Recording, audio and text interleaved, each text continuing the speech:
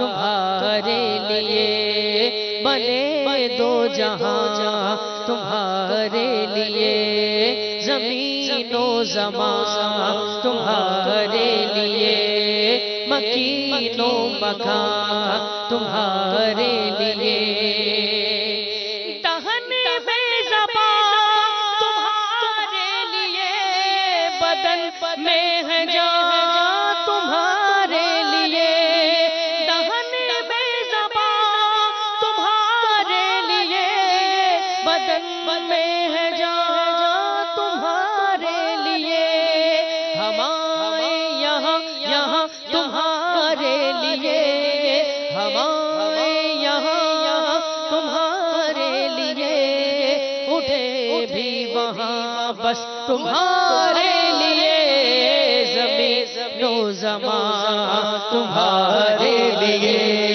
مکین و مکان تمہارے لیے فرشتے قدم رسول حشم تمام امم غلام کرم وجود و عدم حدوث و قدم جہاں میں آیا تمہارے لیے کلیم و نجی مسیح و صفی خلیل و ردی رسول و نبی عتیق و وسیع غنی و علی ثنا کی زباں تمہارے لیے تمہارے لیے تمہارے لیے اصالت کل امامت کل سیادت کل امارت کل اصالت کل امامت کل سیادت کل امارت کل حکومت کل ولایت کل حکومت کل ولایت کل خدا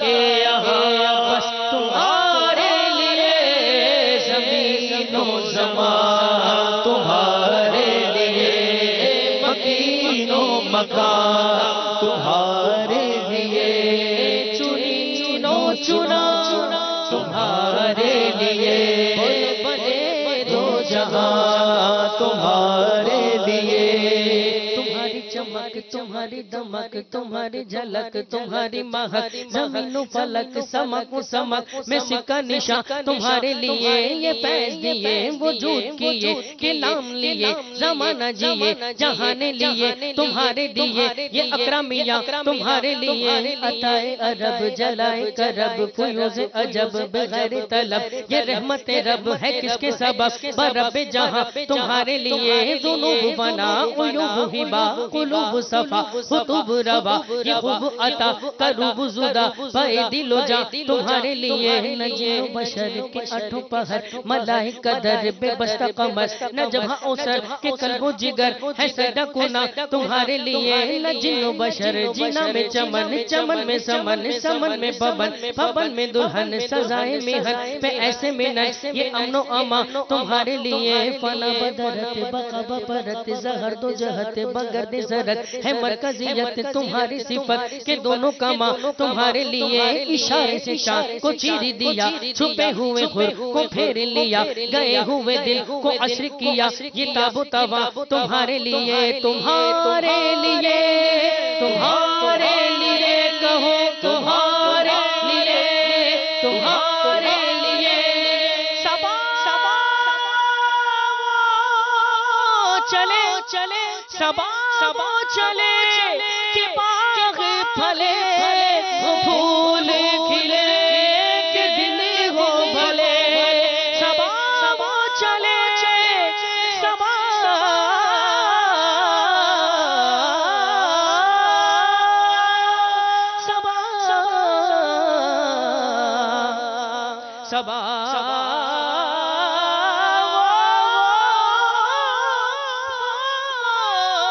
چلے سبا چلے کہ باغ پھلے وہ پھول کھلے کہ دل ہو بھلے نوا کے تلے تلے سلام کھلے کھلے نوا کے تلے سلام کھلے رضا کی زباں بس تمہارے لیے زمین و زمان تمہارے لیے مکین و مکان تمہارے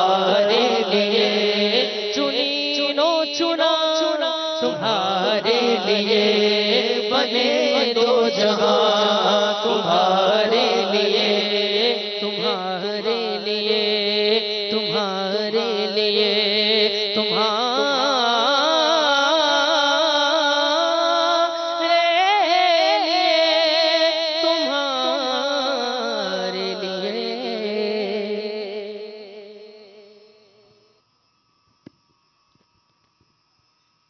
صلوا علی الحبیب صلی اللہ تعالی علی محمد وعلی آلہ وصحبہ وبارک وسلم وصلوا علیہ. بلغ العلا بکمالہ کشف الدجى بجمالہ، بلغ العلا بکمالہ کشف الدجى بجمالہ، حسن جمیع خصالہ، صلوا علیہ وآلہ، صلوا علیہ وآلہ، صلوا علیہ وآلہ. وہ کمال حسن حضور ہے کہ گمان نفس جگہ نہیں، وہ کمال حسن حضور ہے کہ گمان نفس جگہ نہیں.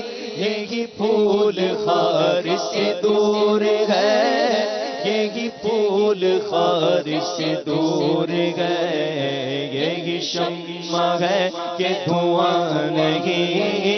صلوا علیہ وآلہ، صلوا علیہ وآلہ، صلوا علیہ وآلہ. سارے عرش پر گئے تیری گزر، دل فرش پر گئے تیری نظر، سارے عرش پر ہے تیری گزر، دل فرش پر گئے تیری نظر. ملکوت و ملک میں کوئی شے، ملکوت و ملک میں کوئی شے نہیں وہ جو تجھ پہ عیاں نہیں. صلوا علیہ وآلہ، صلوا علیہ وآلہ، صلوا علیہ وآلہ. تیرے آگے یوں گے دبے لچے فسقا رب کے بڑے بڑے، تیرے آگے یوں گے دبے لچے آقا، تیرے آگے یوں ہے دبے لچے فسقا رب کے بڑے بڑے. کوئی جان منہ میں زبان نہیں، کوئی جان منہ میں زبان نہیں، نہیں بلکہ جسم میں جان نہیں. صلوا علیہ وآلہ، صلوا علیہ وآلہ، صلوا علیہ وآلہ.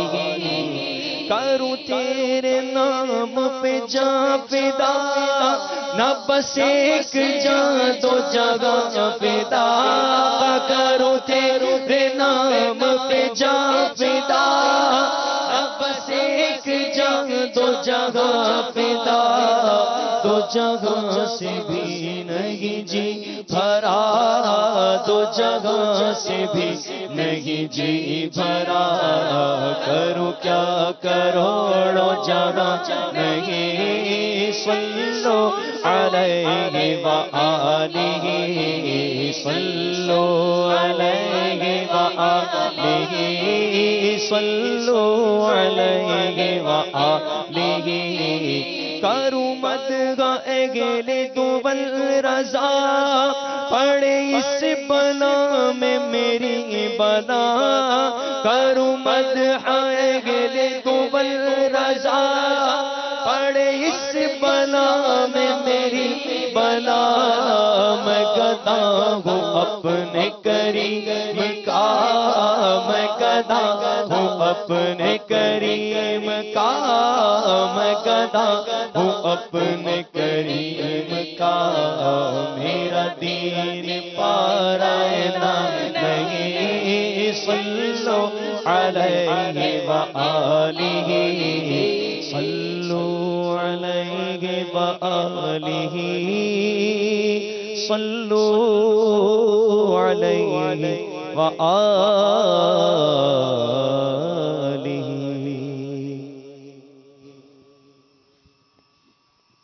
صلو علی الحبیب صلی اللہ تعالی علی محمد صلی اللہ علیہ یا رسول اللہ وسلم علیک یا حبیب اللہ صلی اللہ علیک یا رسول اللہ وسلم علیک یا حبیب اللہ.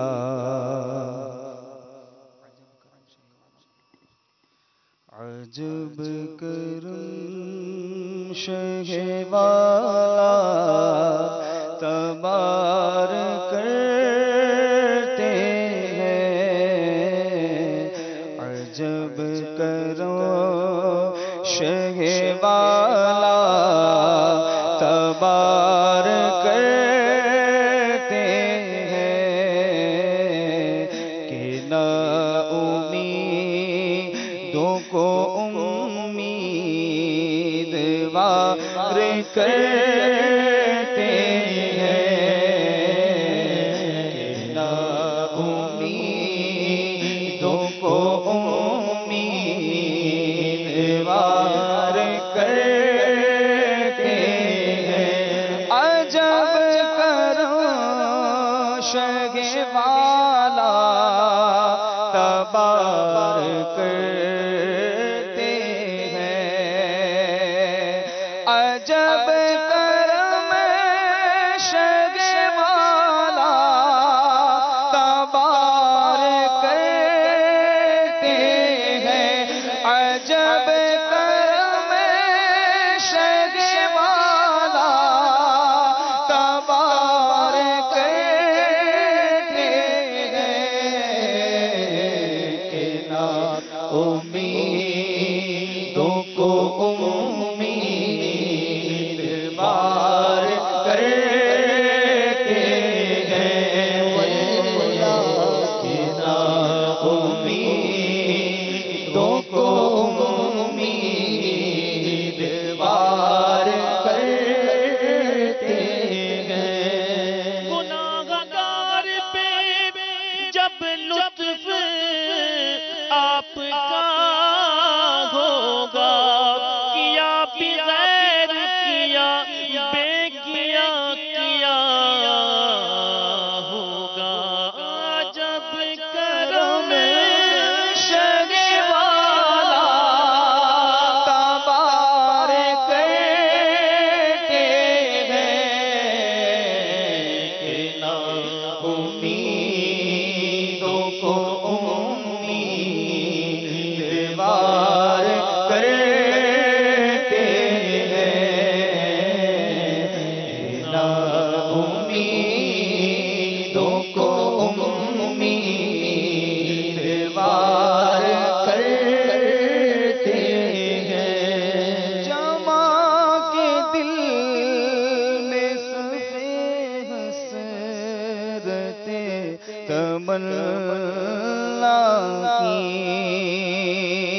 جمع کے دل میں صفِ حسرت تمنا کی. نگاہ لطف کا ہم انتظار کرتے ہیں. نگاہ لطف کا ہم انتظار کرتے ہیں کہ نہ امیدوں کو امیدوار کرتے ہیں.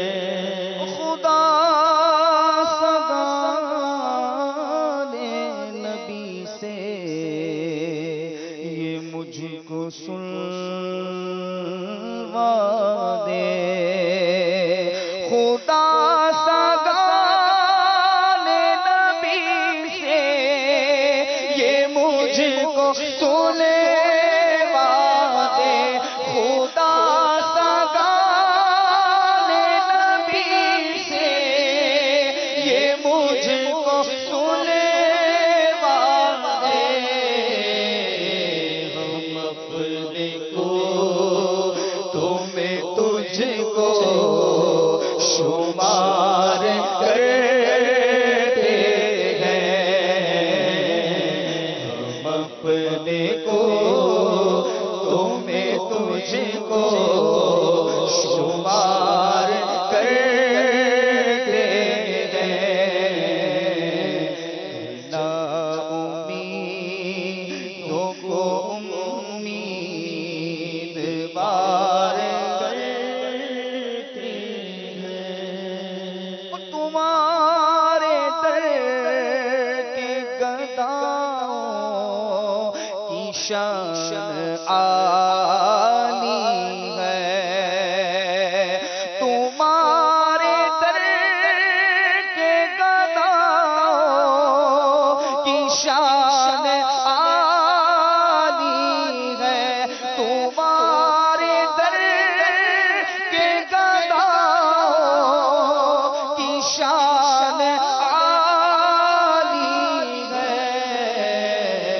وہ جس کو چاہتے ہیں تاجدار کرتے ہیں وہ جس کو چاہتے ہیں تاجدار کرتے ہیں گدا کے دل پہ گئے یوں بادشاہ کی عرض جیسے وہ بادشاہ کے دل پر گدا کی عرض تمہارے در کے گداؤں کی شان عالی ہے تمہارے در کے گداؤں کی شان عالی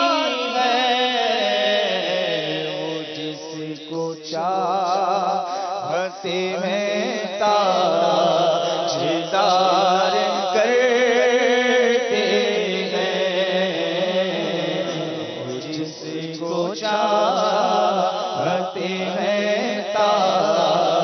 تاجدار کرتے ہیں کہ نا امیدوں کو امید بار کرتے ہیں ہمارے دل کی لگی بھی وہی بجھا دیں گے ہمارے دل کی لگی بھی وہی بجھا دیں گے ہمارے دل کی لگی بھی وہی بجھا دیں گے جو دم میں آگ کو بہار کرتے ہیں جو دم میں آگ کو بہار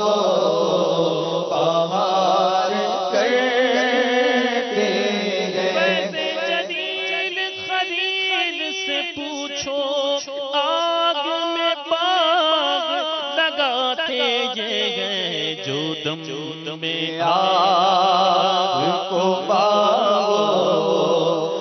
بہار کرتے ہیں جو دم میں آگ کو بہار کرتے ہیں کہ نا امیدوں کو امید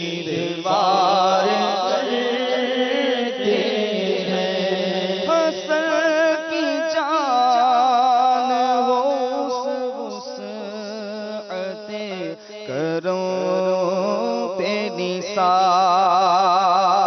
حسن کی جان وسعت کروں پہ نثار کہ ایک جہان کو امیدوار کرتے ہیں،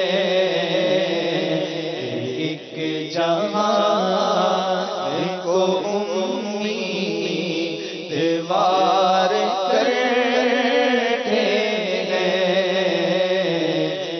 نا امیدوں کو امیدوار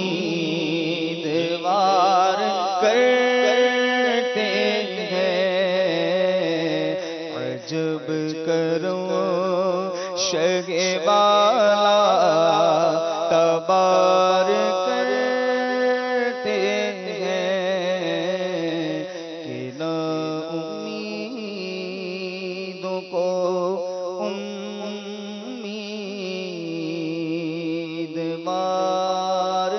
کرتے ہیں۔ الحمدللہ رب العالمین والصلاة والسلام علی سید المرسلین، اما بعد فاعوذ باللہ من الشیطان الرجیم، بسم اللہ الرحمن الرحیم، الصلاة والسلام علیک یا رسول اللہ وعلی آلک واصحابک یا حبیب اللہ، الصلاة والسلام علیک یا نبی اللہ وعلی آلک واصحابک یا نور اللہ۔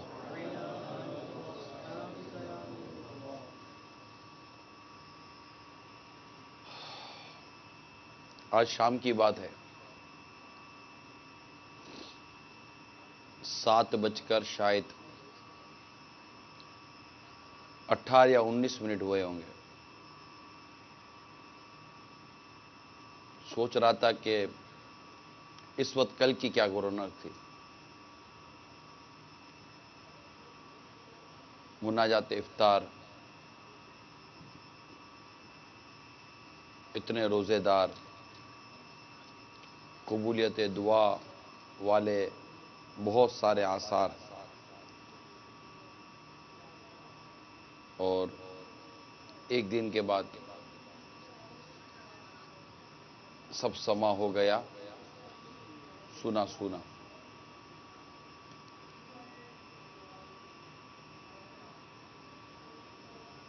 امیر علیہ سنت صحیح فرماتے ہیں،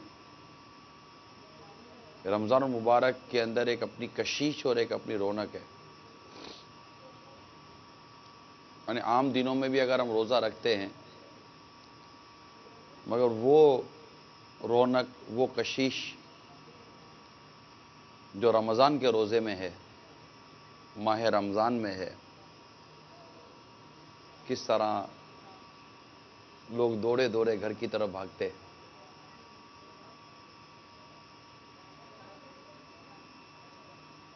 سحری کے وقت کس طرح گلیوں میں لوگ نظر آتے تھے، فجر میں جا رہے ہیں، سحری کرنے کے بعد مسجد کی طرف جا رہے ہیں۔ مجھے لگتا ہے شاید اچھے خاصے علاقوں میں صدائے مدینہ لگانے کی ضرورت نہیں پڑتی ہوگی، نکل پڑتی ہوگی قوم مسجد کی طرف۔ ہوتے ہیں ایسے جو نماز نہیں پڑھتے، جماعت سے نماز نہیں پڑھتے، لیکن ہم جنرل بات کر رہے ہیں، اچھے پہلو کی طرف غور کر رہے ہیں۔ اب وہ مساجد کی طرف جو رخ تھا عام مسلمان کا، اس کی کمی تو خیر آج جنہوں نے مساجد کے رخ کیے ہوں گے ان کو اندازہ ہو ہی گیا ہوگا۔ اچھے خاصے نمازی بھی جب گھروں پر عید ملتے ہیں تو نمازیں جماعت چھوڑ دیتے ہیں، جبکہ کوئی معنی شرعی بھی نہیں ہوتا، یعنی کوئی شرعی عذر بھی نہیں ہوتا۔ لیکن رمضان میں ایسا نہیں ہوتا تھا. رمضان میں واقعی مارکیٹوں میں بھی لوگ مساجد میں نظر آتے ہوں گے. آتے تھے میرا خیال ہے. آپ تو مارکیٹوں میں آتے جاتا رہا ہوگا آپ اسلامی بھائیوں کا ہے نا. مسجد آباد ہو جاتی تھی رمضان مبارک میں. عصر پڑھ کر فوراً نکلنا گھر سے، پھر علاقے میں جا کر کئیوں کا مغرب کی نماز ادا کرنا، 20 رکعت تراویح. لیکن اب عشاء کی نماز پڑھنے کے لیے بھی کتنے لوگ تیار نہیں ہوتے ہیں. نہ فجر، نہ ظہر، نہ عصر، نہ مغرب، نہ عشاء. قضا بھی کرتے ہوں گے، اللہ کی پناہ. تو رمضان واقعی کیا جاتا ہے اپنے ساتھ بے شمار برکت ہے. ایک تو اس کی ایک اپنی مہینے کی اپنی جو ایک ایسی برکت ہے کہ فرض کا ثواب نفل کے برابر، نفل کا ثواب فرضوں کے برابر، فرض کا ثواب 70 فرضوں کے برابر، پھر 10 لاکھ افطار کے وقت کی مغفرت. یہ ساری جو چیزیں تھی یہ تو اپنی ایک رمضان کی ایک اپنی شیطان کا بند ہونا، جنت کے دروازوں کا کھل جانا، جہنم کے دروازوں کا بند ہو جانا، یہ سب اپنی جگہ برکت تھی. لیکن جو ہماری معاشرتی زندگی میں تبدیلی آتی تھی، اگر صرف اسی پر ڈسکس کریں نا تو خود یہی ایک بہت بڑی تبدیلی ہوتی تھی کہ بھوک پیاس کا ایک لاکھوں لاکھ کروڑوں مسلمانوں کا بھوک اور پیاس کی تکلیف برداشت کرنا، اور رات میں اٹھنا. ایک ٹینشن ہوتا تھا کہ سحری کرنی ہے. ہر کوئی تو پیٹ بھر کے سحری کرتا ہو ضروری نہیں ہے، مگر سحری کرنی ہوتی ہے، اٹھنا ہے. عبادت گزاروں کے تو خیر وارے نیارے ہوتے ہیں، جو نیک لوگ ہوتے کہ ان کے لیے تو بہت زیادہ مواقع مل جاتے ہیں. تو قرآن کی تلاوت کا بھی جو انداز رمضان مبارک میں ملتا تھا وہ عام دنوں میں ہمیں نہیں نظر آتا. جو ماہ رمضان میں جو قرآن پڑھا جاتا تھا، اور عام مساجد کے اندر کوئی 2 دفعہ قرآن ختم کر رہا ہے، کوئی 3 دفعہ قرآن ختم کر رہا ہے. اب میں اس سے بحث نہیں کرتا کہ ان کو قرآن درست پڑھنا آتا ہے یا نہیں آتا. ہم جنرل بات کر رہے ہیں. جن کو قرآن درست پڑھنے نہیں آتا ان کو درست قرآن پڑھنے سیکھنا چاہیے کہ قرآن درست پڑھیں گے تو ثواب ملے گا، اور یہی پڑھنے کا طریقہ ہے.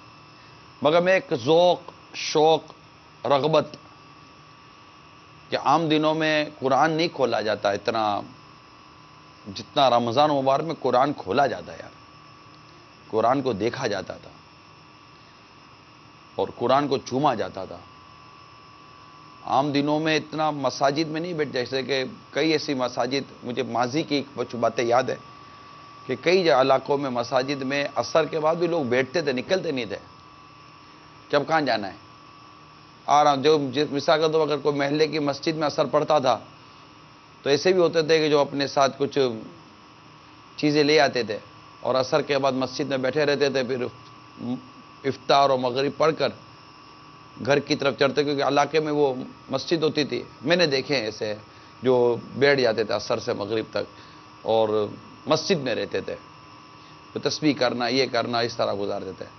اب کون کرے گا یہ؟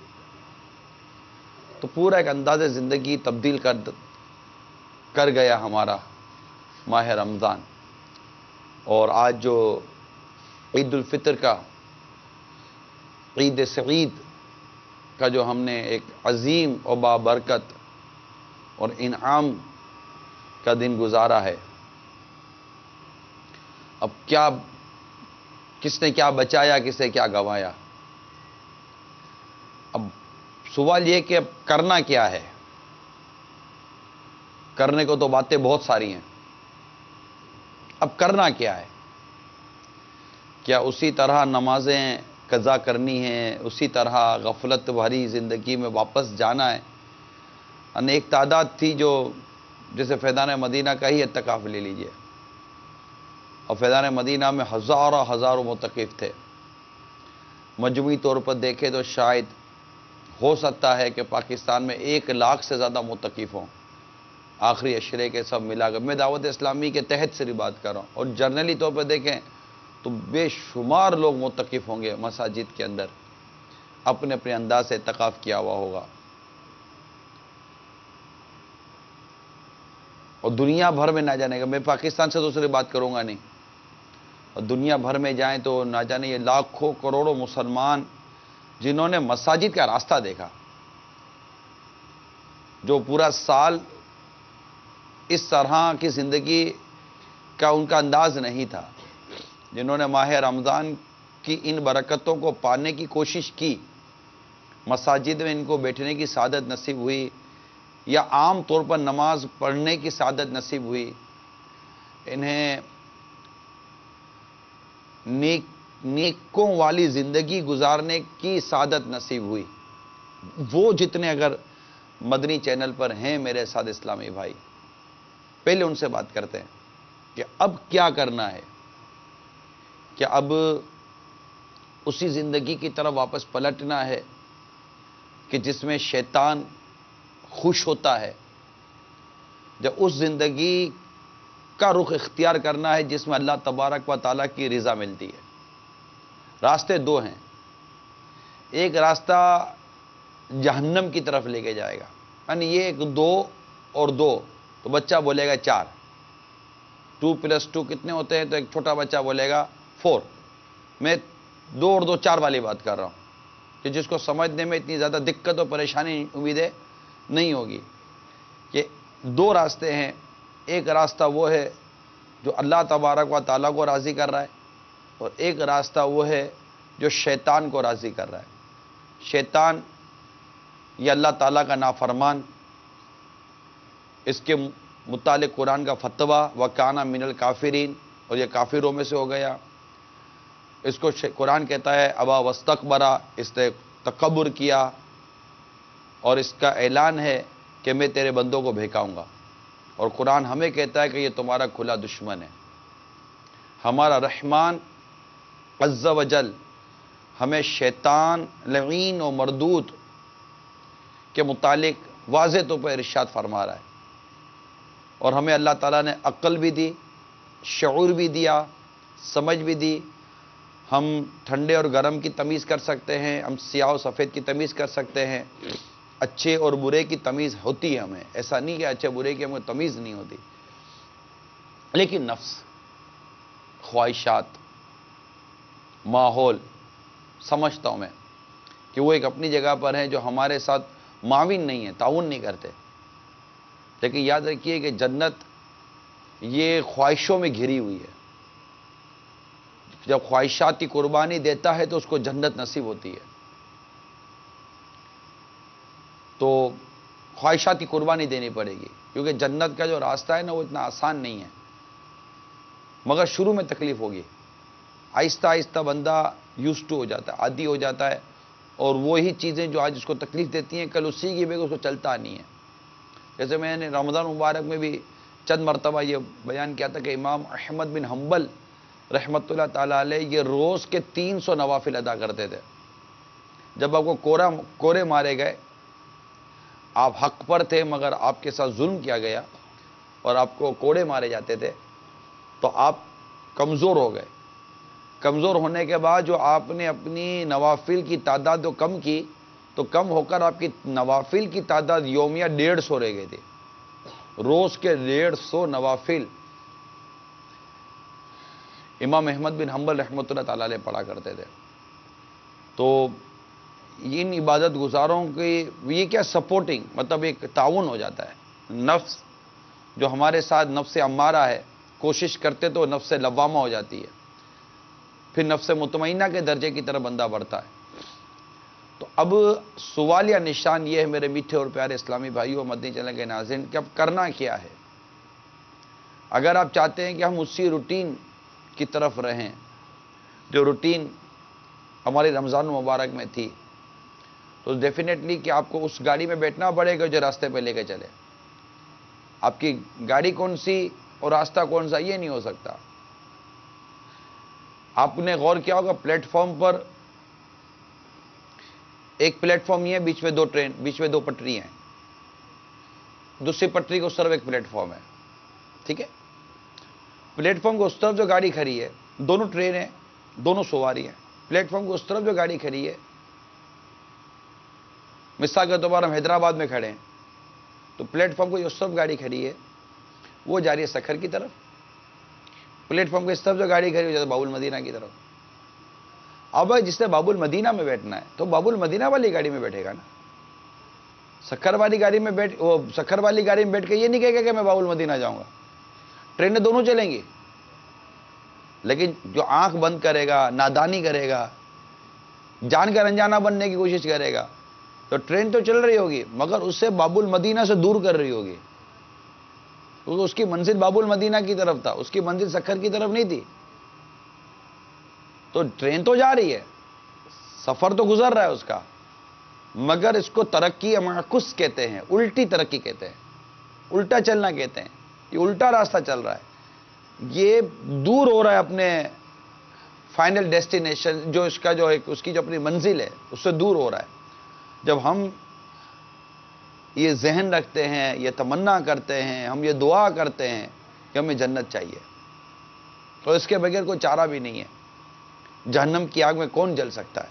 کس میں طاقت ہے؟ کون جہنم کی کا عذاب برداشت کر سکتا ہے؟ ناممکن ہے، ناممکن ناممکن ناممکن ہے. تو سوائے جنت کا راستہ اختیار کرنے کے ہمارے پاس کوئی آپشن نہیں ہے. آپ کہیں گے کہ دنیا ہے، خواہشات ہیں، لذت ہے، یہ بھی ہے، وہ بھی ہے، فیشن ہے، رنگینی ہے، کشش ہے. آپ مطلب جو بول رہا ہے وہ جنگل میں تو نہیں ہے. اچھا، بولنے والا یہ نہیں کہ نیک آدمی ہے، مگر اس نے جو دعوت اسلامی کے ماحول سے سیکھا نا وہ آپ تک بڑھانے کی کوشش کر رہا ہے. کہ وہ ہم مانتے ہیں کہ سب کچھ ہے، مگر انہی سے تو لڑ کر اور انہی سے تو بچ کر ہم نے اپنے دامن کو بچاتے ہوئے جنت کے راستے کو اختیار کرنا ہے. گویا کہ ہم پر ایک ایمان کی چادر ہے، تقوی کی چادر ہے، اللہ تعالیٰ کی محبت کی ایک چادر ہے، تقوی کی چادر ہم نے اوڑھی ہوئی ہے. اس چادر کو اگر جیسے یہ اوڑھ لوں میں چادر کو، اب میں ایک ایسے راستے پر چل رہا ہوں جس میں جھاڑیاں ہیں اور اس میں خاردار کانٹے ہیں، اس میں کانٹے ہیں، خاردار جھاڑیاں ہیں. اب اگر میں لاپرواہی کے ساتھ گزرتا ہوں تو ڈیفینیٹلی کہ یہ کانٹے میری چادر کو پھاڑ دیں گے، تار تار کر دیں گے. تو میں اگر یہ اتر کے اللہ نہ کرے تو پھر کیا ہوگا؟ تو میں راستہ اگر مجھے طے کرنا ہے تو مجھے جو بچ بچا کر نکلنا پڑے گا، بچ بچا کر نکلنا پڑے گا، دیکھنا پڑے گا کہ کہیں چبھ نہ جائے، کوئی چیز پھنسا نہ دے، بالکل بچ کر یوں بچ کر یوں بچ کر، ایسے ایسے ایسے. پھر آگے کو رہنما ہو تو مدینہ مدینہ جو راستہ بتاتا رہے. پھر جتنا ایمان قوی ہوگا اتنی ہی روشنی زیادہ ہوگی. جب نور ایمانی کی روشنی زیادہ ہوگی تو اسی قدر راستہ اور اس کانٹوں کو دیکھنا اور سمجھنا ہمارے لیے آسان ہو جائے گا. اور اگر اللہ نہ کرے مطلب کہ اس کی روشنی کم ہوگی، ایمان کمزور ہوگا، تو ایسا نہ ہو کہ ہم مزید پھنستے چلے جائیں. تو اب یہ تو لگی ہوئی ہیں چیزیں، اور آج سے نہیں ہے. ہم بولے کہ آج سے ہیں. کیا پہلے گناہوں کے اسباب نہیں ہوتے تھے؟ ٹھیک ہے، وہ ماڈرنزم نہیں ہوتا تھا، وہ انداز نہیں ہوتا تھا، لیکن گناہوں کے اسباب تو پہلے بھی ہوتے تھے. اب اگر اپروچ ایزی ہے تو شہرت بھی ایزی ہو جاتی ہے، پتہ بھی ایزی چل جاتا ہے. ٹھیک ہے، مانتے ہیں کہ جب گناہ کرنے کی اپروچ آسان ہو گئی، گناہ کرنے کے مواقع آسان ہو گئے، لیکن یہ بھی تو درست ہے کہ گناہ کرنے کے مواقع آسان ہے تو جو کرتا ہے اس کا چرچا بھی آسانی سے ہو جاتا ہے، لوگ پتہ بھی آسانی چل جاتا ہے. پہلے گناہ کرنا مشکل تھا تو پتہ بھی مشکل سے چلتا تھا، بڑی مشکل سے لوگ پہنچ پاتے تھے. تو ان تمام تر گفتگو کو سامنے رکھیں اور اب فیصلہ یہ کریں کہ کرنا کیا ہے، اب کیا کرنا ہے. اگر جنت کے راستے پر چلنے کا ہی ارادہ ہے، اور یہی ارادہ ہونا چاہیے، آپشن بھی نہیں ہے. میں یہ نہیں کہوں گا کون سا آپشن نہیں ہے، نادانی و بیوقوفی ہے جو آدمی نہ چلے. تو اس راستے پر چلنے کے لیے آپ کے پاس ایک ایسی ٹرین موجود ہے جس کو دعوت اسلامی کہتے ہیں،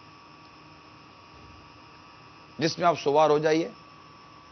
اللہ تعالیٰ کی رحمت شامل حال رہی، یہ ٹرین آپ کو مدینے کے راستے سے ذریعے جنت کی طرف لے کے جا رہی ہے. اس ٹرین میں بیٹھ جائیے. یہ وقت پر آپ کو نماز بھی پڑھاتی ہے. یہ وہ ٹرین نہیں ہے جو رکتی نہیں ہے نمازوں کے ٹائم پر. یہ وقت پر نماز پڑھائے گی. یہ باقاعدہ پیسنجر کو اتروا کر طہارت و وضو کے ساتھ نماز پڑھواتی ہے, تسلی کے ساتھ بٹھواتی ہے. راستے بھر یہ تقوی اور پرہیزگاری سکھاتی ہے. یہ راستے بھر حلال اور طیب چیزیں کھانے کا درس دیتی ہے. یہ وقت آنے پر یہ روزے بھی رکھواتی ہے. یہ وقت آنے پر ہر چیز کرواتی ہے. یہاں تک کہ جو اس راستے پر چلنے کے جو ذرائع اور آگے اس اسٹیشن پر نکلنے کے لیے, جو منزل پر نکلنے کے لیے جس مین ٹکٹ کی پروانے کی ضرورت ہے, الحمدللہ یہ پورا راستہ اس کی تیاری کرواتی ہے. اور الحمدللہ چونکہ اس میں اللہ کے نیک بندے شامل ہیں, پھر الحمدللہ ہمارا امیل سنت کا دامن ہمارے ہاتھ میں, تو گویا کہ ایک امید ہے, کبھی ہے کہ یہ دعوت اسلامی ہمیں اللہ کی رحمت سے ہمیں بلا حساب جنت میں داخلہ دلوا دے گی. یہ ایک امید ہے اور یہ سمجھ سکتے ہیں آپ.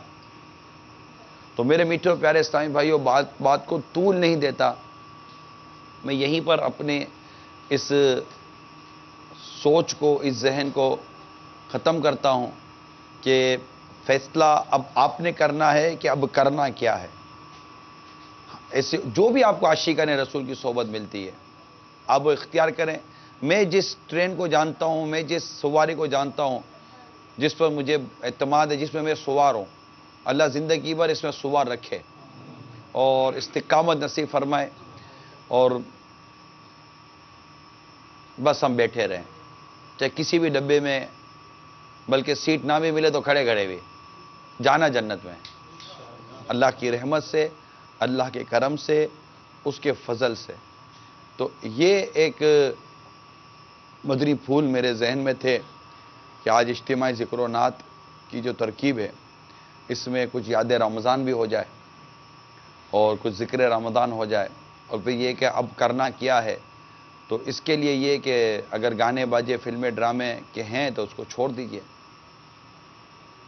اور اللہ تعالیٰ سے توبہ اور استغفار کرتے رہیے. نمازوں کی طرف رخ کیے رکھیے, اور جو بے نمازی ہیں وہ نمازی بن جائیں, جو سنتوں سے دور ہے وہ سنتوں کے پیکر بن جائیں, تاکہ ہمارے لیے آگے کے لیے آسانی ہو. دنیا میں وقتی طور پر لذت مل جاتی ہے, بے پردہ عورتوں میں لذتیں ملتی ہیں, آنکھیں لذت اٹھاتی ہیں, نفس لذت اٹھاتا ہے, گانے باجوں فلمیں ڈراموں میں لذت ملتی ہے, گناہوں بھری تفریح گاؤں پر لذت ملتی ہے. نفس کہاں خوش نہیں ہوتا؟ تو یہ لذتیں تو ملتی ہیں, لیکن یہاں کی لذت آخرت کی تکلیف کا سبب نہ بن جائے. یہاں کی چند دنوں کی تکلیف جو کہ آگے جا کر آپ کو تکلیف بھی نہیں لگے گی, یہاں کی کچھ دنوں کی تکلیف آگے کے لیے انشاءاللہ لذت کا سبب بنے گی. یعنی ہم ایک اس دنیا میں تکلیف اٹھائیں, وقتی طور پر ہے, وہ بھی کچھ لمحوں کے لیے شیطان وسوسے دلاتا رہے گا, بعد میں وہ تکلیف نہیں ہے. ورنہ یہی ہوگا جب بندے کو نیکی سے محبت ہو جائے گی اور گناہوں سے نفرت ہو جائے گی, اور پھر خدا نہ خواستہ اگر یہ گناہ کر بھی بیٹھے گا تو نفرت اس کے اندر ایک بے چینی پیدا کرے گی, اور وہ پھوٹ پھوٹ کر روئے گا کہ مجھ سے کیسے ہو گئی یہ غلطی, پھوٹ پھوٹ کر روئے گا. اور یہ رونا اس کے مغفرت کا بھی اور اس کے درجے بلند کرنے کا بھی ذریعہ بن سکتی ہے. ابھی نہیں روتا آدمی, ابھی وہ اس کو افسوس نہیں ہوتا, ابھی پھوٹ پھوٹ کر بھی نہیں روتا, ابھی تو کھلا کر گناہ کرتا ہے. لیکن اگر ایک لذت عبادت کی مل جاتی ہے, اور پھر اگر تقاضا بشریت اسے خدا نہ خدا غیبت ہو گئی, یا کوئی ایسا گناہ اس سے ہو گیا اللہ نہ کرے, تو وہ فوراً اس سے رجوع لاتا ہے, افسوس کرتا ہے, روتا ہے. اور وہ رونا اس کے گناہوں کی نہ صرف معافی کا بلکہ بسا اوقات اس کے درجے کی بلندی کا سبب بن جاتا ہے, اللہ تعالیٰ کی رضا کا ذریعہ بن جاتا ہے. پھر یہ ماحول یہ عبادت پر تکبر نہیں دلاتا, عبادت کے ساتھ بھی افسوس و ندامت کا ذریعہ بنتا ہے کہ نہ جانے میری عبادت قبول ہوگی کہ نہیں ہوگی, اخلاص کا پتہ نہیں. یہ سب بہت ساری چیزیں ہیں جو اس ماحول میں ہوتی ہیں جس کی ضرورت ہے ہم کو. تو اب فیصلہ آپ کر ہی لیں. جو میں نے سوال آپ کے سامنے رکھا ہے کہ اب کرنا کیا ہے. ایک راستہ ہے جو مجھے جنت کی طرف لے کے جا رہا ہے، اور ایک راستہ جو مجھے جہنم کی طرف لے کے جا رہا ہے۔ جس راستے پر اللہ کی نافرمانیاں ہیں وہ جہنم کا راستہ ہے، اس کی تفصیل واضح ہے۔ جو راستہ جنت کی طرف لے کے جا رہا ہے وہ نیکیاں ہیں، عبادت ہے، ریاضت ہے، اللہ کی رضا والے کام ہے، جس کی تفصیل واضح ہے۔ بیچ میں ایک نفس ہے، شیطان لعین کی ایک ریزسٹ ہے، اس کی طرف سے ایک رکاوٹ ہے۔ اس رکاوٹ کو توڑ کر آگے بڑھیں اور جنت کے راستے پہ چل پڑیں۔ اور مسجد کا جو راستہ لیا تھا اس کو چھوڑے مت، عبادت کا جو راستہ لیا تھا اس کو چھوڑے مت، رمضان کی جو یادیں ہمیں نصیب ہوئیں اس کو چھوڑے مت، اور رمضان کو یاد کرتے رہیں، اس کے روزوں کو یاد کرتے رہیں، اس کی عبادت کو یاد کرتے رہیں۔ کچھ ایسا کریں کہ ہمیں ماہانہ طور پر رمضان کی یاد آتی رہے، ہفتہ وار رمضان کی یاد آتی رہے، گاہے بگاہے رمضان کی یاد آتی رہے، تاکہ ہم اس رمضان کو یاد کر کر کے لطف اٹھاتے رہیں۔ امیل سنت نے بہت پیارا کلام لکھا ہے رمضان کی یاد میں رہنے کے حوالے سے، اگر وہ کلام ہمارے نعت خان سنا دیں، مزہ خود۔ مسرت سے سینہ مدینہ بنا تھا، مزہ خوب رمضان میں آ رہا تھا، پرے رنج و غم کا اندھیرا ہوا تھا، مزہ خوب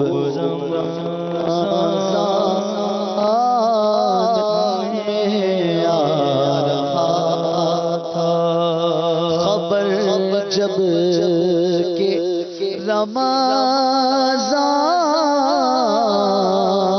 کی آمد کی آئی تو مرجھائے دل کی کلی مسکرائی، اور ابرِ کرم نور برسا رہا تھا، مزہ خوب رمضان میں آ رہا تھا، نظر چاند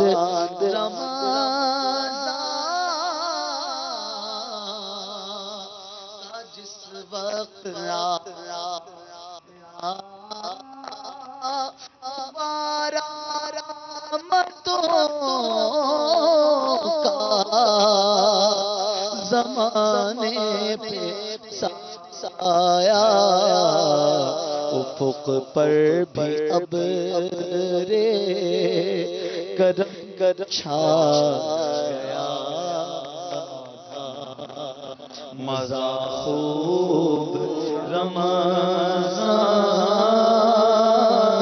میں آ رہا تھا، شب و روز رحمت کی برسات ہوتی، عطاؤں کی جھولی میں خیرات ہوتی، مسلمان کا دامن کرم سے بھرا تھا، مزہ خوب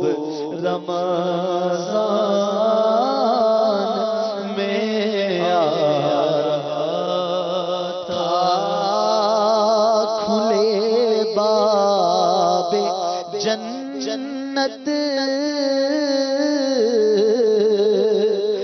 جہنم کو تالے پڑے ہر طرف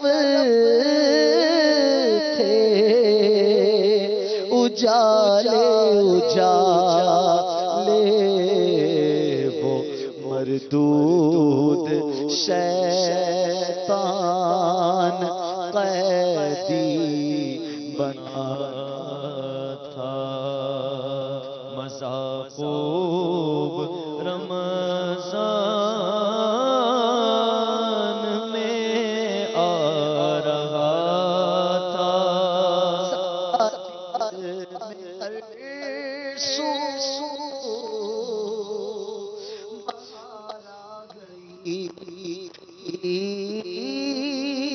خدا کے قدم کی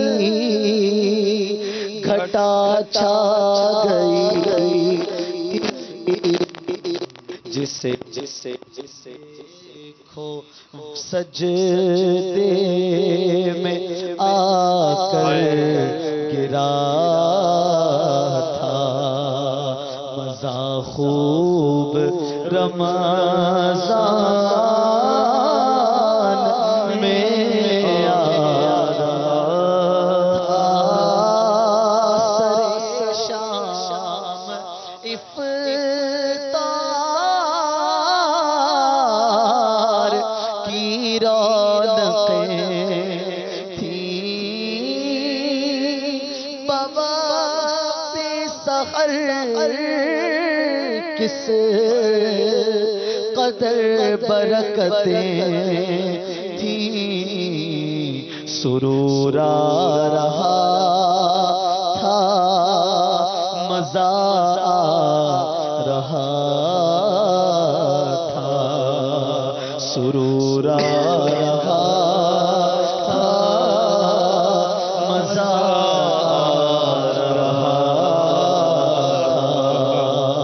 مزہ خوب رمضان میں آ رہا تھا مقدر نے کی یا بری ساتھ جن کے مساجد میں وہ معتکف ہو گئے تھے عبادت کا کیا خوب جذبہ ملا تھا مزہ خوب رمضان میں آ رہا تھا مناجات افطار میری قطیں تھیں دعاؤں میں بھی کس قدر لذتیں تھیں جسے دیکھو وہ محض یاد خدا تھا مزہ خوب رمضان میں آ رہا تھا گھڑی جب کہ رمضان کی رخصت کی آئی تڑپتے تھے صدمے سے اسلامی بھائی گھڑی جب کہ رمضان کی رخصت کی آئی تڑپتے تھے صدمے سے اسلامی بھائی لگتا تھا کوئی غم زدہ تھا مزہ خوب رمضان میں آ رہا تھا مجھے ماہ رمضان کا غم دلا مٹا ہو بے دنیا کی دل سے سیاہی مزہ فانی سنسار میں کیا رکھا تھا ارے مزہ خوب رمضان میں آ رہا تھا مزہ خوب رمضان میں آ رہا تھا جو تھے معتکف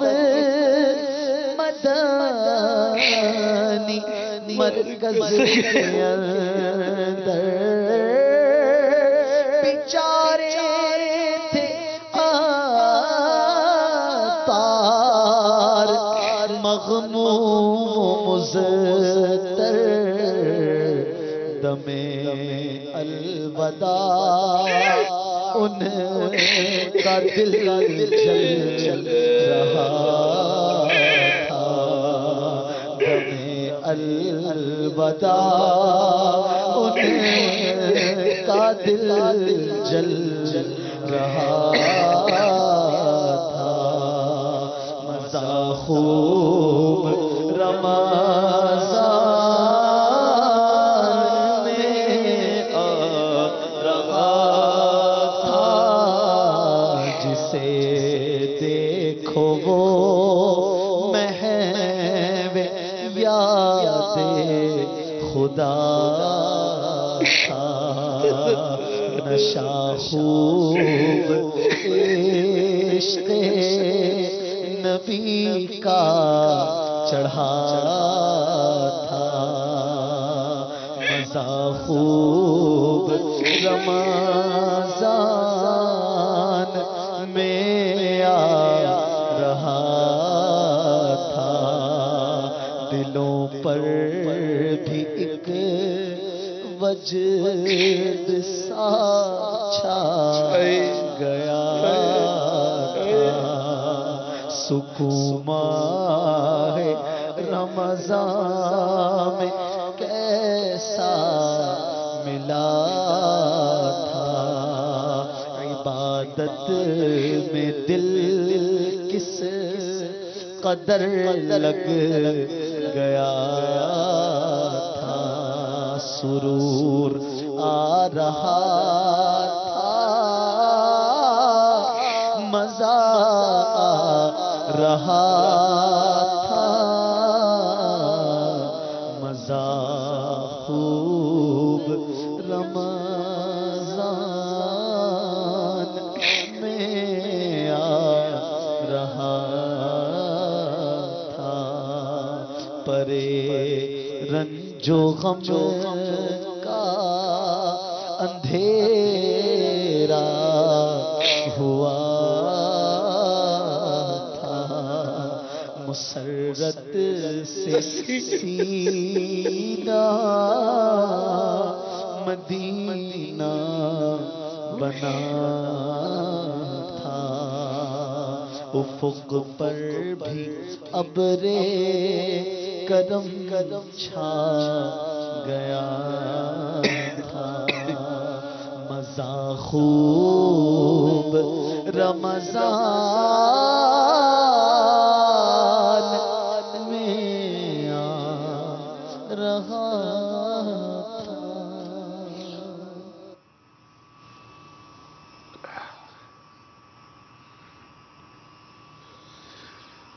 رمضان چلا گیا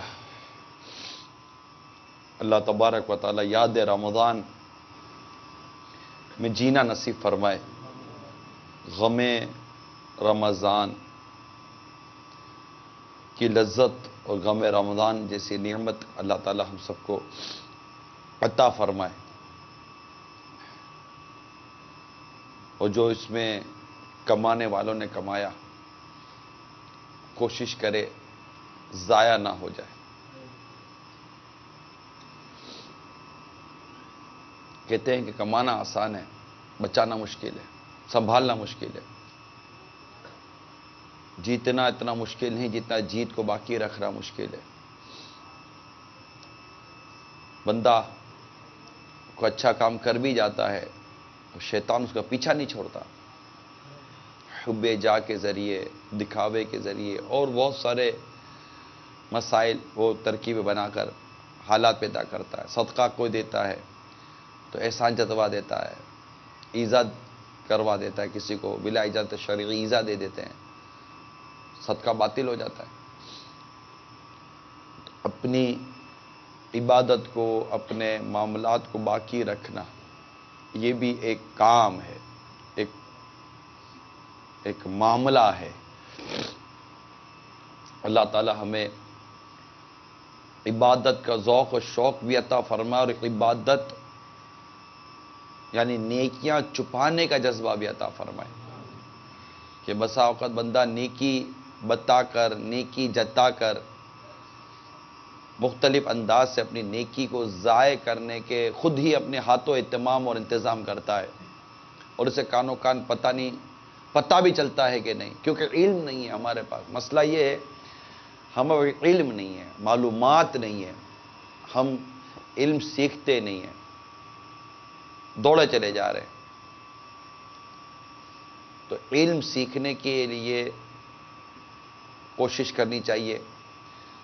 مدنی چینل آپ کو علم سکھا رہا ہوتا ہے، مختلف عنوانات کے ذریعے ہم علم حاصل کر رہے ہوتے ہیں. اللہ تعالیٰ کی کروڑ رحمت ہے. اسی طرح کتابیں لے لیجئے مقتوط المدینہ سے پڑھیے، اور بھی دعوت اسلامی کے کئی مدنی کام ہیں، مصروفیت ہے، اس پر شمولیت اختیار کیجیے. اسلامی بھائی، اسلامی بھائیوں کے کاموں میں، اسلامی بہنیں، اسلامی بہنوں کے کاموں میں ان تمام عاشقان رسول کا شکریہ بھی ادا کرتا ہوں جنہوں نے دعوت اسلامی کو اپنی زکوٰۃ، اپنے عطیات اور اپنا فطرہ دیا. اللہ تعالیٰ ان تمام عاشقان رسول کا یہ خرچ کرنا قبول فرمائے اور آپ کو اس کا بہترین بدل عطا فرمائے، اور اللہ تعالیٰ ثواب آخرت سے محروم نہ فرمائے. اسی طرح جو ہمارے خیبر پختونخوا میں جو شمالی وزیرستان کے متاثرین ہیں، ان کا جو دعوت اسلامی امدادی کام کر رہی ہے، اس سلسلے میں بھی جنہوں نے تعاون کیا ان کا بھی میں شکریہ ادا کرتا ہوں. اور وہ ہمارا یہ سلسلہ بھی جاری ہے. ہو سکتا ہے کہ اس وقت بھی وہ ہمارے پاس اس کا کوئی مدنی گلدستہ تیار ہو. اگر تیار ہو تو چلا دیجئے، تاکہ اگر ہمارے اس وقت مدنی چینل کے ناظرین اگر دیکھنا چاہے تو وہ بھی دیکھ لیں، اگر تیار ہو تو.